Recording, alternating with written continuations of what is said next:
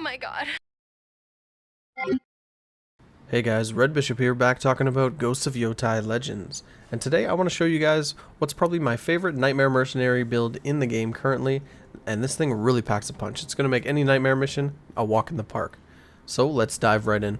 Now this build's mainly going to focus on cooldown reduction for both your class abilities and your ghost tools. But what's unique about the Mercenary is you don't actually have to stack any cooldown reduction on your gear, because the Mercenary has so many tools at their disposal that will already reduce your cooldown. You can really focus on the stats that you want on each weapon. So for my focus weapons, I'm using Spirit Gain on melee, thrown weapon damage, expert combo, dual tempest strikes, and unstoppable force, but you can swap out those third ones for whatever works for your playstyle, as they're not going to be that important. My ranged weapon is going to be the concussion bomb with concussion bomb radius, all range damage, and scorch bombs, and my charm is going to have Spirit Gain, ultimate gain, and spirited. Lastly, I'm using the kunai with kunai damage, ultimate gain, and hidden blades, and the caltrops with ghost tool cooldown reduction, ultimate gain, and deep bags. Now for your first legendary, you have two options, either the spirit kunai or the storm tenjutsu. The spirit kunai is going to lower all cooldowns by 10 seconds whenever you use it to kill an enemy, but if you don't want to worry about managing the enemy's health and making sure you get the last kill with this, definitely use the storm tenjutsu. And if you do, you want to run Tenjutsu damage, thrown weapon damage, and expanded chamber, which means you're going to have 7 bullets and you can really fire this thing off like a machine gun constantly. Now your second legendary is what I consider probably the best legendary in the entire game, which is Affliction Caltrops.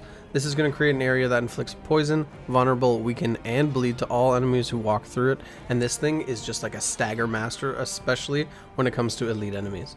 Now deep bags was recently nerfed, which means at base you're only going to have access to 2 of these as opposed to 3. But because we have so much cooldown reduction in our build, you're going to find yourself in situations where you can throw out 4 or 5 of these in quick succession.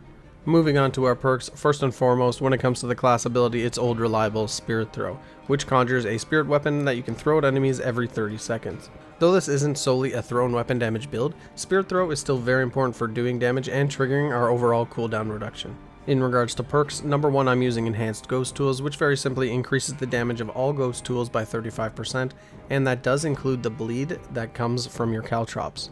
Next, I'm using Spirit Shatter, which causes thrown weapons to shatter on impact, dealing damage to nearby enemies and inflicting weaken, and keep in mind this doesn't just count for your Spirit Throw, but any thrown weapon that you pick up. And last but not least, for perk number 3, I'm using Energizing Smite, which causes your ultimate to refund a major amount of cooldown on both your class ability and all your ghost tools. Basically, this completely resets your Spirit Throw, 1 chamber on the Tenjutsu, your kunai, or your caltrops, so make sure you use each of them beforehand to maximize its effectiveness.